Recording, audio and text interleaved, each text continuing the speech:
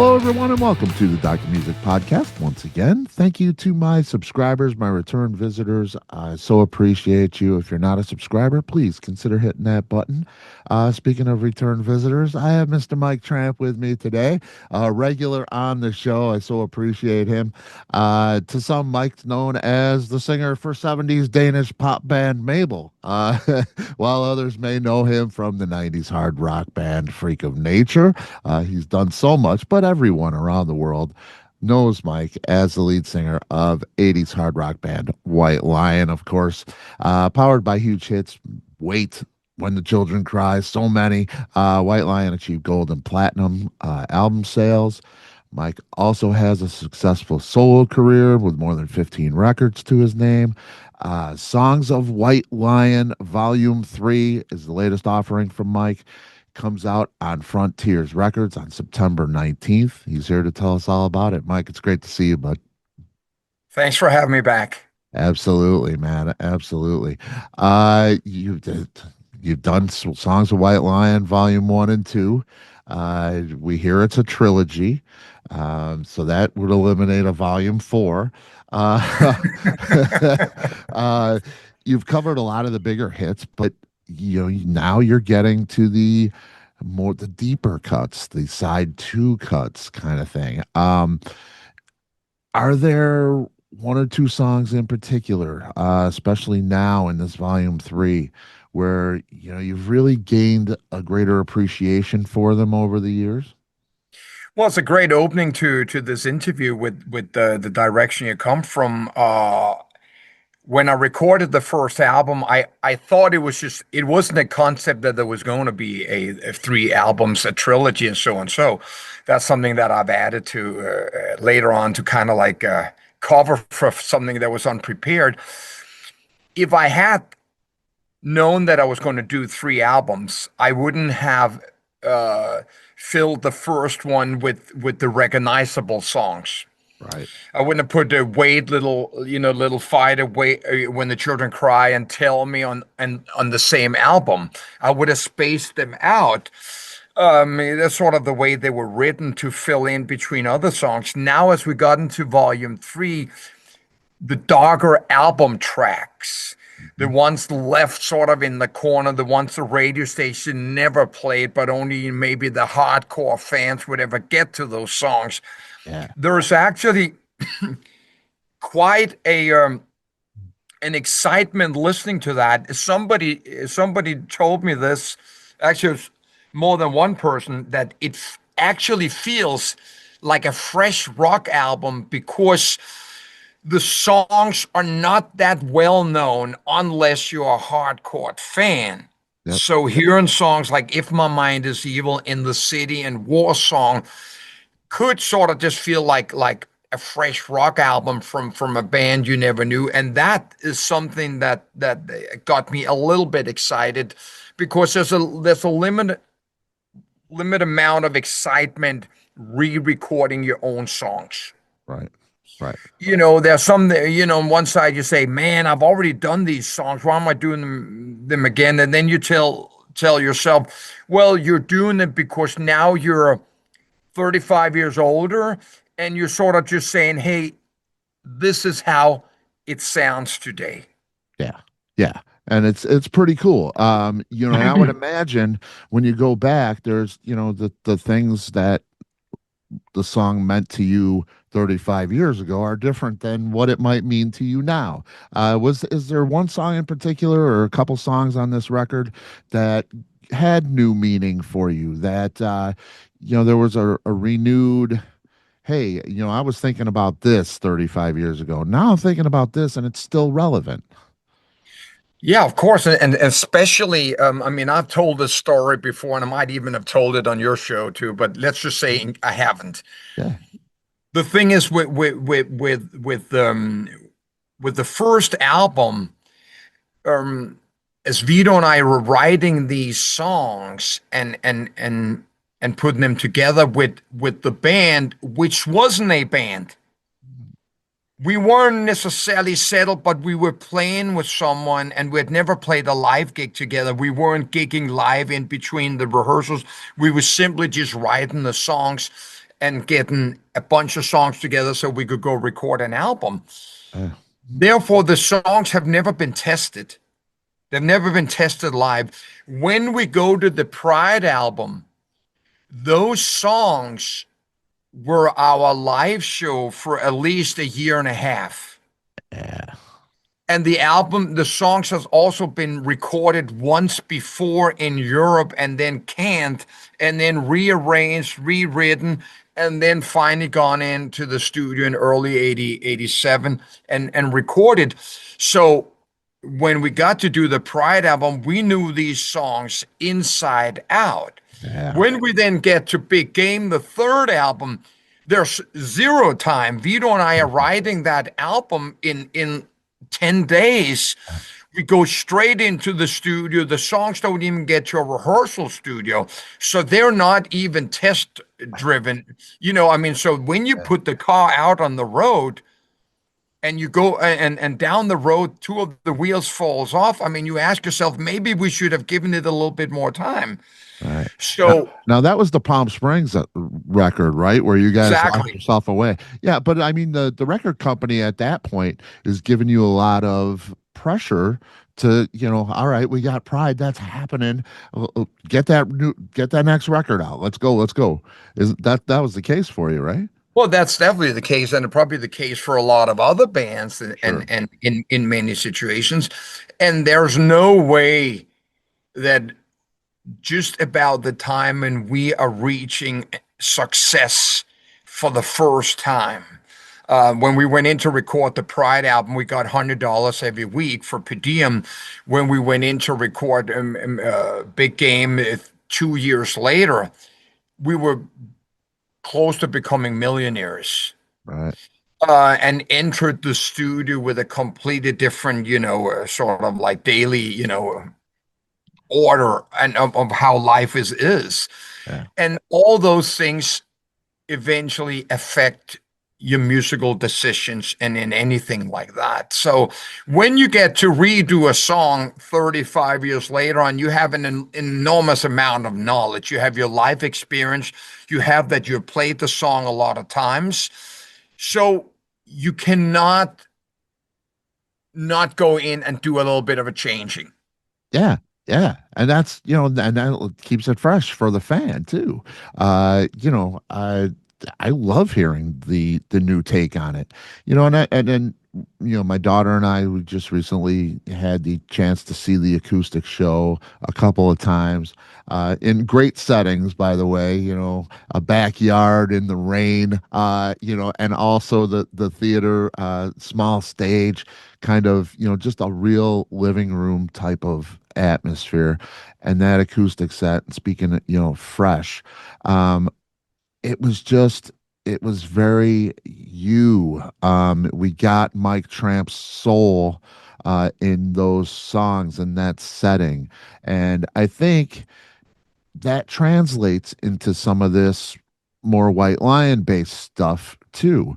We're getting more of who Mike Tramp is right now, for these records.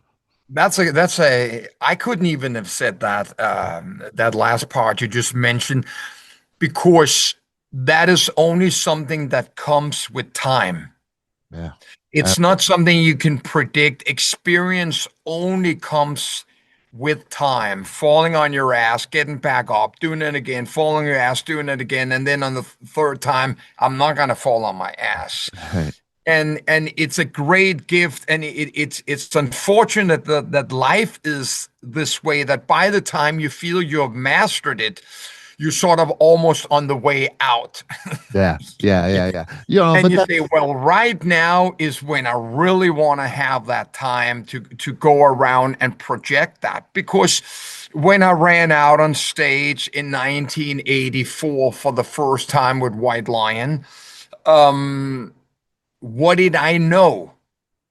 I knew everything that I thought I knew by mirroring myself up against my heroes, which was around at that time, thinking that if I had the same kind of pants and did the same move as David E. Roth, then obviously that's what I was. Right. Later on, I started catering to that. What I wanted to do was be Mike Tramp and see if Mike Tramp has some values that my competition and my heroes didn't have, or maybe didn't put into their show or in their songs. And as you start applying that to the songs and your image and your interviews and all those kind of things, you become you. Right. And you start, I think that even there's a chance that you might discover that you start feeling comfortable in these boots, and you say, well, these are the boots I'm now gonna walk in. And you mold yourself and you stand your ground, and you don't budge for anyone anymore, and it's just the way it is. And now redoing these songs, especially the third album, there's something about it saying, no, no, no, I'm making a bit of a stand with these songs now. Yeah. It's cool. I had this discussion recently with somebody that, a hit came on like there. I think it was like Run to the Hills, for Iron Maiden, and it came on, and I said, here's a catalog. Yeah, I'm a big Maiden fan. There's a catalog of 1,000 songs you can play, and you play Run to the Hills every single time. It's like, so when I like go see Maiden live, I would so hope they don't play it. I would love to hear Loneliness of the Long Distance Runner, which nobody knows, I so do. and that's right. And that's what we're getting, I think, with this volume 3. We're not getting Wait. Wait's a great song. We all love it. It plays in my head already. I don't need to hear it again. You know what I mean? Uh I love hearing Cherokee. And I love seeing the video. And I love that getting the attention that it deserves now, that it didn't possibly get before. So that's the beauty, I think, of the volume 3, as opposed to the volume 1, or, a greatest hits White Lion thing, where you get all those great songs and all the ones we know and we can sing along. But here we get, it's really the meat and potatoes, I think. It's that one that you get to hear, that you don't skip over because you know it so well. Yeah, It definitely. It's never. it's somebody thinking that the seat covers in the truck is what makes the truck run. Right, right. So this is the engine, really. This is, am I wrong in saying that No, when you were writing these were the ones that really had a little more meaning, maybe. And you weren't necessarily writing them for radio, so to speak. no, you can go even further than that, and probably most bands would answer it the same way. If you were to do your set list, your live set list, the way you really want it, All right. Wait would not be on. When the Children Cry would not be on. They're not necessarily fun songs to play musically, and just as a musician, even though I'm just of course singing the songs, you go to the album tracks and you Yeah. start playing them, and I am like you too, and I have a friend of mine back in Denmark who every time AC/DC comes around and he reviews the show, he says, well, once again we didn't get Girls Got Rhythm. Right. Right. And it's like, AC/DC, God bless them, one of the greatest bands of all time. They start with a new track from the new album, and then it's the same songs from every other tour. It Yeah. maybe it almost shows that they don't rehearse, and you just sort of wish that they come out with some obscure tracks. Yeah. Of course, the audience can be divided in that. And then I think if you and I go to a concert, we would want a similar thing from a concert. And then there's those who just want to go and have popcorn and a beer and sing, like Born in the USA. And I'm going, man, please don't play that song. Give me something deeper. Yeah, yeah, totally. But I get it for sure. You have the more fly by night, shallow fan that appreciates the hits, doesn't go that deep. And you gotta play those hits. I totally get it. I'm looking at the cover art for Volume One, Volume Two, fairly similar. Volume Three, way different. Cover art for this one, completely different thing. A little more abstract. Font is different. It is a different representation for in this trilogy. Uh, how involved were you with the cover art? And did you want the art to say something in particular? Well, I'm 100% involved in all three album covers, and like I said, sort of when you get to volume three, you just go, you know what?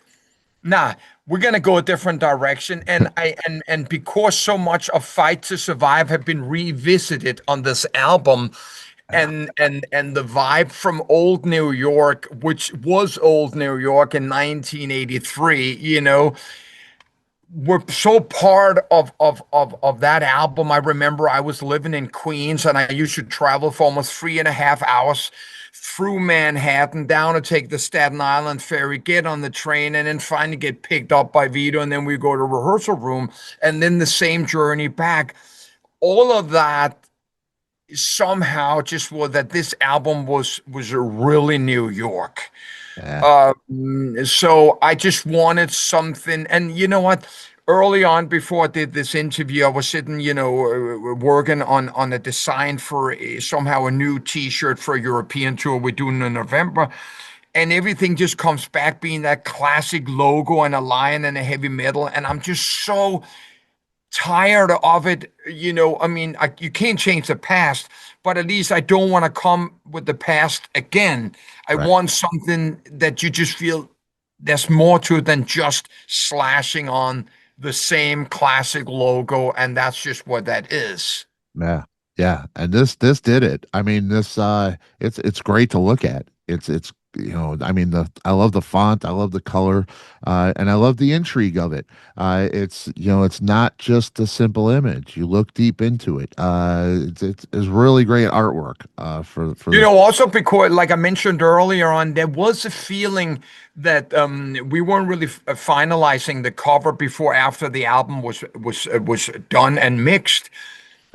That the album to me almost was like a new album.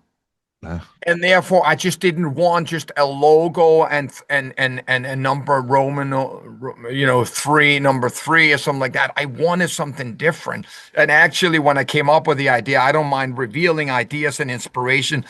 I just been watching the Penguin series, oh, and oh, and and there oh, yes, yes.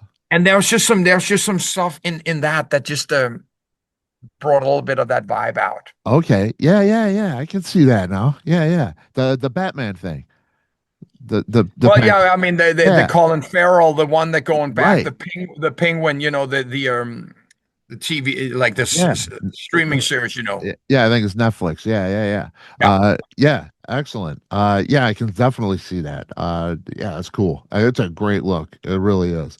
Um, you got Marcus Nand on this record. What a what an amazing player and a spectacular human being too. Um, Klaus Longescuff and Morton Halborn on Yeah. drums. Um, do you approach anybody?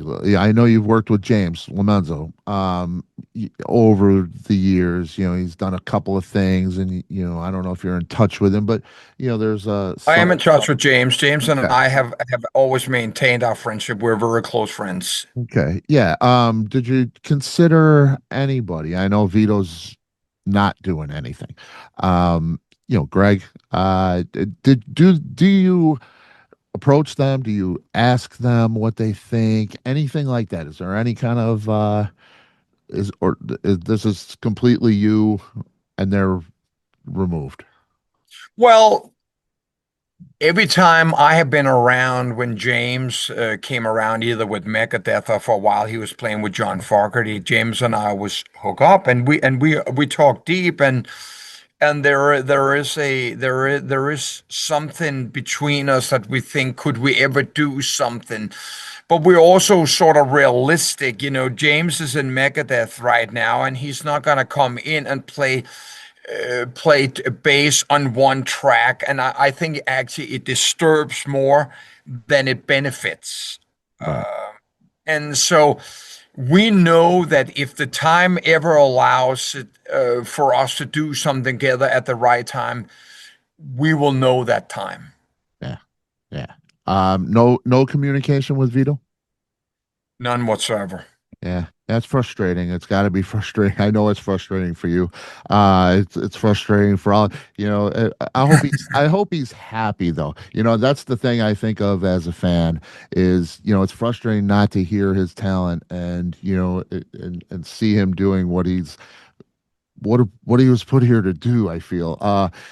But you know I hope he's happy in his life. Well, I mean, what's really frustrating is that most of the world, or those that care, sort of just hear me tell like a bit of a story, and there's just certain things that I cannot get into that Sure, should come from him. sure. But to completely withdraw and not sending out of a message and sort of leaving it like there is even a chance or thing like that, when there is zero chance of anything, because too much time has passed by, and so and so, Yeah. um it's just the way it is. Yeah, yeah, and we can accept that. Like I say, I hope he's very happy in his life. Four songs from Big Game, which is pretty cool too. That one goes to number 19 on the chart. It's a big album for you guys, really. Touring with Ozzy. We just lost Ozzy. So I gotta ask you, on that tour, I know it got a little crazy with crew and Ozzy, and Ozzy, has that reputation. And at the acoustic set, you tell that story before you do Song for Ronnie, and you tell the Ronnie James Dio tour story, and that is just it was so great to hear, and it's the song incredible. Ozzy, we just lost Ozzy. What was your memories of that time and the Big Game album and going out with Ozzy? Did you have interaction with Oz? I had a very deep interaction with Ozzy. We became very close friends, and I very worship and cherish that I had these moments one on one where, when time allowed it, I would be sitting either on Ozzy's bus, or Ozzy would come on our bus, and it would just be him and I sitting talking. And when you get that chance to sit and talk about something that's not music, you take that very deep, and you don't really necessarily want to share that with anyone.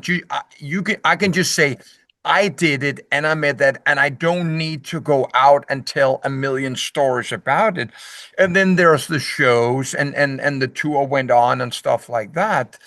But I'm, of course, truly grateful that I had those moments. And I remember growing up as a little kid, and an older friend of ours had the first Black Sabbath record, and he turned the lights off when he was playing it, and we were really scared. Yeah. And then knowing that sort of almost 20 years later, you're sitting with that man who sang these songs and you're drinking tea. Um, that's just some of life's gifts, Yep. and you hold them very close. Yeah. Yeah. And I'm so happy that you got that memory. Yeah, I do. I do. Yeah, I definitely do. That's really great because those are the Ozzy things we don't get to hear about. We don't get to see. We see the bite the head off the bat thing and Yeah. the crazy Ozzy stuff. But when you see his kids and things like that, we get to know that there's a real deep person there, and he was a gift for sure. Yeah, Uh, and it puts me in a position sometimes when I've been asked about all these things. that I don't really want to voice my opinion about it because I know I've seen both sides of it. Right. And I was not a huge fan of how he became a sort of like a just a head ornament, that just would push or spearhead for other people's entertainment. Yeah. I don't ever really believe that that's really what he wanted, and so Yeah. therefore I keep my story and my memories very close to me because I know the truth. Yeah, I respect that so much. Michael Wagner, I talked to years ago, and he said the same, much of the same thing. And you know Michael, of course. But he said that he was very upset with the show because it portrayed him as this bumbling fool, kind Completely. I mean, of not you who could he just was. sign up. We all are. We all have nothing to do with anything. Yeah, If you start out in a rock and roll band and you say that's my goal to be made a clown at the end of my career, yeah, yeah. Um, but not, we know the real we story for do. sure. Um, And maybe at the next show, acoustic show I do, and if you were there, I'll tell a very special story that's very heartwarming and that shows the character of the man. that'd be fantastic. Yeah, for sure. And I'll be there. You know that. Uh, uh, I see the songs on this record. How do you choose them? You got it. You had a few left. There's some there's some that aren't, didn't get on any volume. So, how do you choose volume three with what you had? And, are you content with leaving those scraps undone with the other songs? Oh, you know what? Now it's only been brought up a few times, and then when I think back, I says, "Oh, maybe we could have touched that." I mean, there's always that thing when I then apply that what is left out there in the record buying world, where are the stores, where's all this, and it's both sad and it's also very realistic when I have to come to terms with that when I release a new album, where's it going? It's releasing a new album, then you and I sit and talk about it, and then I might have a copy next to me, and it's nice sometimes to hold, and I'll sell a few ones at the show, but there's no Tower Records, there's no Right. HMV, or all the different great stores that were around, Peaches, all kinds of stuff that we would used to frequently visit when we were touring around the country. Right. So this thing about releasing a new album is really just, so Yeah. I can make a new set list and I can, tell a few stories of the past. Yeah. Yeah. It's different for sure. It's it's a whole different world. Um, and speaking of that, you've lived in many parts of this world. You talked about New York. You've lived in a lot of different places and traveled the world. Um, is there one place that, I know different things too. You've lived in the city, and then you have the farm in Denmark.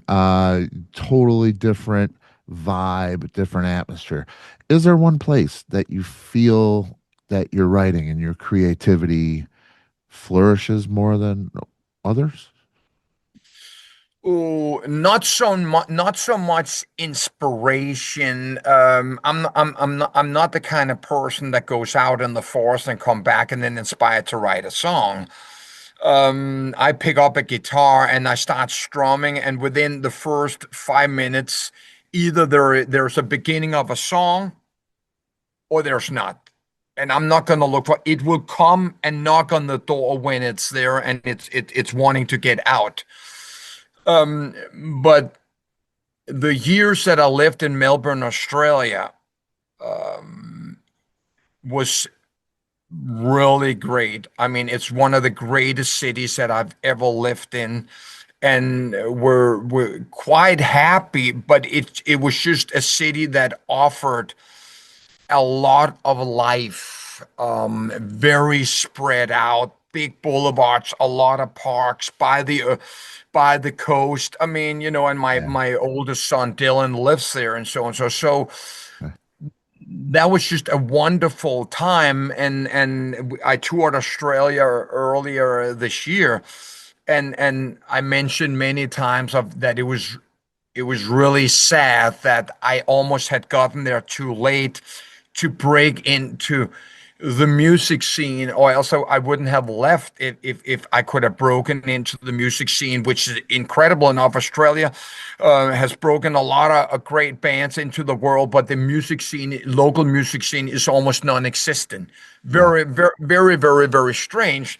But it's Yeah. just the memories of living that city and going back and visiting it again and having a great show in Melbourne was was really special. Yeah. Of course, I mean, for me, touring America is my own version of American Pickers. I mean, it's not just going out and playing, but it's really absorbing a lot of American history. And I will always strive away from metropolis and get back out in mom and pop country and where soda is still served in bottles in wood Right. crate. Yeah. It's just the thing. It's all nostalgia and it's dying out, but I'm gonna die out with it. It's where I exist, and I just don't exist very well in the modern world. I love that. I love that. And, it's funny. My daughter and I were there for that acoustic stuff, and I play the White Lion stuff on the record, and because that's the introduction. This is Mike Tramp. This is what he did before, and now we're going to see the acoustic set, and you're supposed to like wait and tell me, and Little Fighter and all that kind of stuff, all those greatest hits. She gets to the show, and the thing that lived with her is Cobblestone Street. And I thought, how great is that, man? I said, that is just, she likes the other stuff, but she loves Cobblestone Street. And I thought, you're supposed to love that. That's Mike Tramp right there. Um, but I got to thinking, I'm like, Cobblestone Street puts me in your homeland. I've never been to Denmark, but I have through when I listen to that. Um, can you write that song when you're sitting in, LA in a hotel room?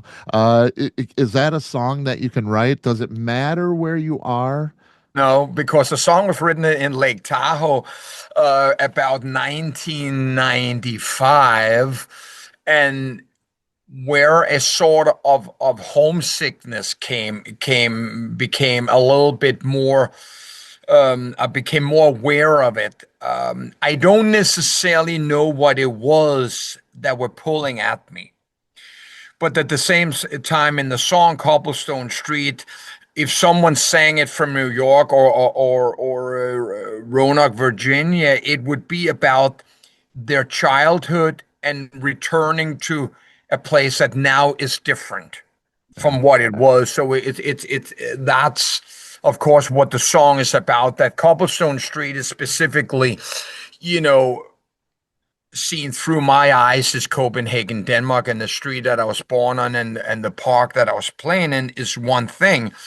But of course, that song could be written by a lot of people that it would have that same attachment and to not just their city, but to nostalgia and where they've been, and now looking back and saying, but it's not the same anymore. uh, yeah, yeah, it's just beautiful. I was so glad that she got it. I appreciate that. That's nice when someone discovers a song, sitting in a chair, whatever you guys were doing out through some speakers in a backyard, where it's just a song. There's no flashing light. There's no smoke. Yes. There's no video. It's just the song that's been, and that's a great thing when you discover a song that way. Yeah, oh, for sure. And it spoke volumes, without the glitz and the glamour. It was excellent, excellent That's stuff. excellent. Nice to hear. Um, videos, Fight to Survive. Eddie Trunk, of course, addressing this thing. He was pretty excited about it. It was cool to hear. Really cool what you did. Took his voice, made an AI image in the Fight to Survive video. You have another one for Cherokee. We got All Burning Hells coming, Radar Love coming in October. Big on video Wait for for the this. video there. Yeah. Well, we had one before, so I'm guessing it's going to be very, very different. Uh, but you address the AI thing, and that's kind of a point of controversy now. Um, and you have Eddie in there in an AI version, with his voice, so it's very realistic.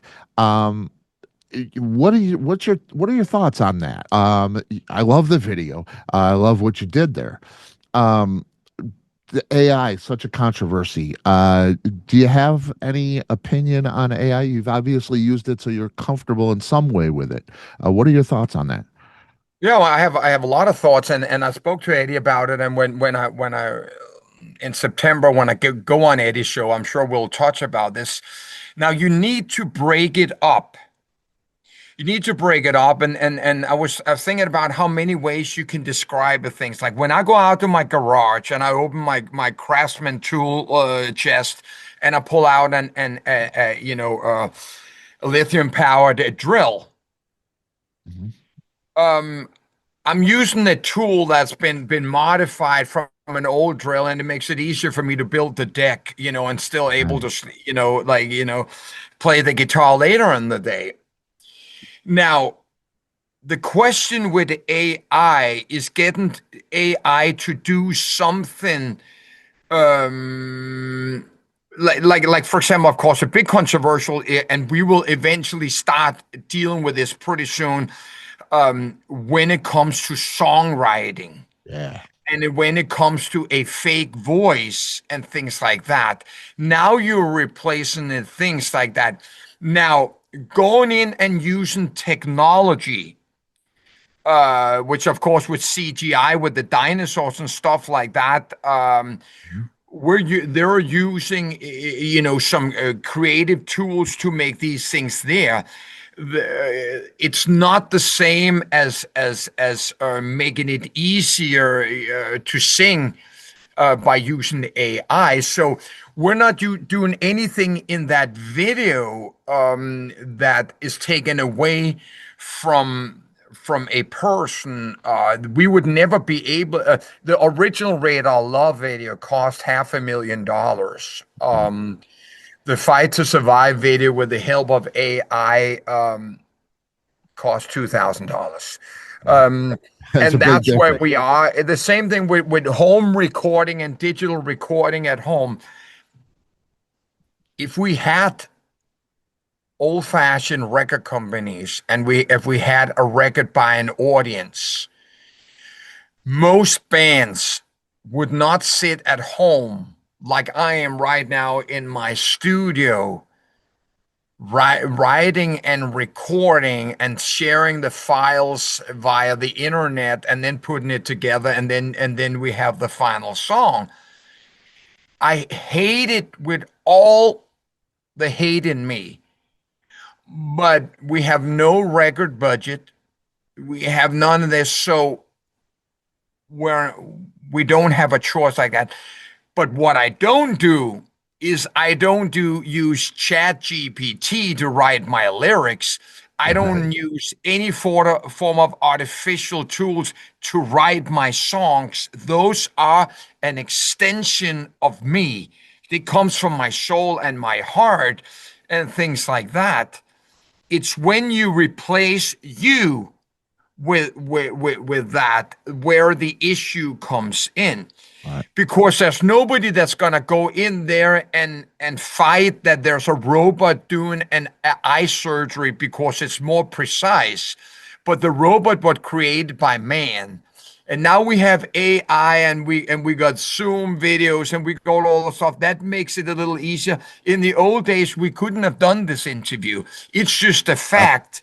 and I'm always caught in between. I hate technology. I hate the smartphone. I hate that I have to wake up in the morning and instantly is being sort of introduced to all the problems of the world. Before I have my cup of tea, I'm being informed that there Yeah, was a church shooting in Minnesota. yeah, yeah, Well, welcome to your. I mean, that's all that kind of stuff. yeah. So, I don't. I think that what we used AI for in that video was just what we couldn't do with our hands. It was all me and my friend Michael's creation in. Oh, I says, okay, you're gonna have these guys walk down the stairs. I mean, we were basically using the movie The Warriors as doing that video, and they're gonna get back. I says, oh, they're gonna have to get back to Brooklyn, and that's obviously where White Lion came from, stuff like that. Right. So there's all that stuff. So that's where we're using it. Yeah. Of course, Eddie's going to take it up, and Eddie and I will get deeper into that. What's not right is going out to see a show and somebody's using AI to Yeah. replace them. Right. Yeah. Oh no, I love the video. And I love the look of it and everything else. Yeah, but it's a dangerous thing for sure. I think it needs to be monitored for sure. Um, yeah, I'll let you go. I want to respect your time. I know you're busy, busy guy, of course. You're hitting the road again. You got the electric set with the full band coming. And I always like to ask this: what do you have in your ear? You got the monitor. When you're playing live, what's your mix like? Oh, we've just been gone through like 6 or 7 shows that have just been pure hell. So we're just in the middle of recreating our show. It's just, when you don't, I mean, here, like I said before, recording an album and doing a video, stuff like that. When White Line went on the road, I mean, we had 25 road crews. Now we go out, we're just the 4 guys coming in the band playing on whatever gear is there because Nice. that's what it's like touring today. We fly out doing a gig. We spend almost, I could go around the world. How far it takes, or how long a journey it is for me to go play Rocklahoma on Yeah. Sunday. Yep. It's so and so. But usually, when the monitor is perfect and things like that, it is almost like listening to a final record in the ears, and it becomes very comfortable. But again, it's become that way because bands need to become more self-sufficient because they don't have the people they can lean up against. I mean, I'm the travel agent, I'm the manager, Right. I'm the one booking the hotels. There used to be people doing these things. Yeah. Yeah. It's Wow. just it's just the way it is, and it's wearing me off down. Yeah. Yeah. Yeah. And that's yeah, it's And tough. now I wear glasses, I mean, Oh yeah, I get it. Believe me. You're playing Rocklahoma. You mentioned that 3 days. You're playing with Shine. Now Bruce Dickinson's there. Great new band, Dirty Honey. The Struts. These are up and coming. You're going to be in front of that crowd. It's a great thing. They're going to maybe discover Mike Tramp and the White Lion stuff possibly for some younger people. Really, really cool stuff. You got Golden Nugget in Vegas. You got the Whiskey, of course, in LA. Coming up September. You're coming by me in October. It's got to be pretty satisfying though. I mean, this the road life is not easy. I know that for a fact. And when you're booking your own shows and doing all the stuff yourself, it wears you down. yeah, But it does. I'm struggling with losing the passion for there is no denying that most of us are out there playing to pay the rent.